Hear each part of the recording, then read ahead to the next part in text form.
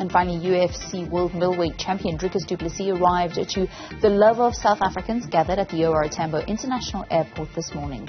The Pretoria-based fighter made history over the weekend by becoming the first South African UFC champion after beating America's Strickland.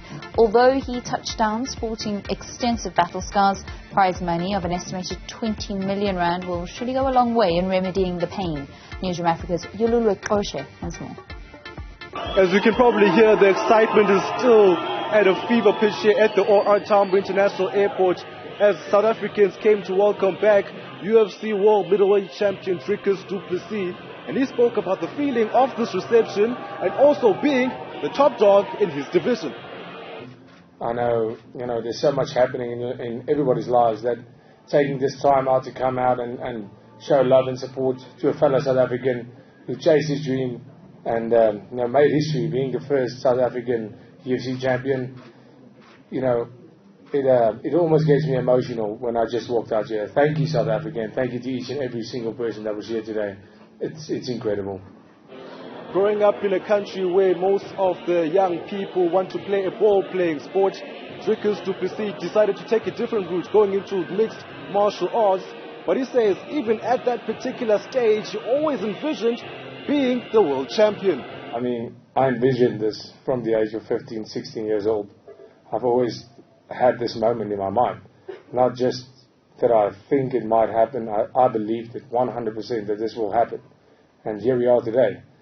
But you can envision and visualize this as much as you want, but it just doesn't get to the real feeling. Sitting here, it's the proudest moment of my life, sitting here right now, and it means the absolute world. One feature about Dricus is that South African flag, which is always draped around his shoulders, whether he's supporting the Springboks or going into a UFC fight himself. He speaks about what it means to him representing South Africa. To have a flag behind you means that it's not about me getting hurt or about me not wanting to go forward. It's about a whole country. It's about so much more. This was history for South Africa. This was history for Africa too. So it's much, much bigger than me. It's much bigger than my pain or my perseverance.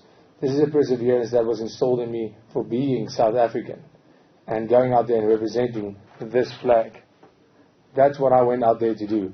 And I did it not magnificently, I just did it because that's the way we represent our flag when we are on the sports field. This historic feat for Dricus stretched way beyond South African borders, but the continent itself, becoming the first African-born, bred and trained athlete to have a UFC title.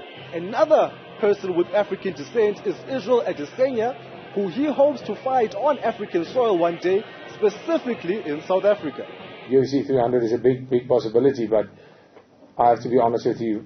If UFC Africa is going to happen, you're going to look very far and beyond to find a more perfect fight than me versus Israel Adesanya. And that's the fight I want, right here on home soil, where he said he wants to make it happen.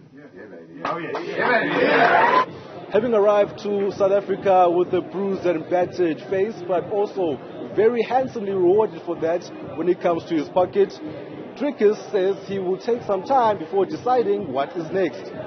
Yeah, right now there's a time to sit back and enjoy the hard work, the fruits of your labor.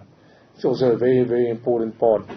You can't just keep on going, and then afterwards, I give my body a chance to rest. I give my mind the rest as well to enjoy the hard work that I put in. And right now, I'm in South Africa. I'm with my people, and I want to enjoy this title up until the next one, and then we get back to work.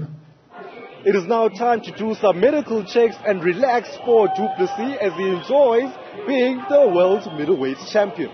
For Newzroom Afrika, channel 405, I am Yolulwe Qoshe at the OR Tambo International Airport in Pretoria.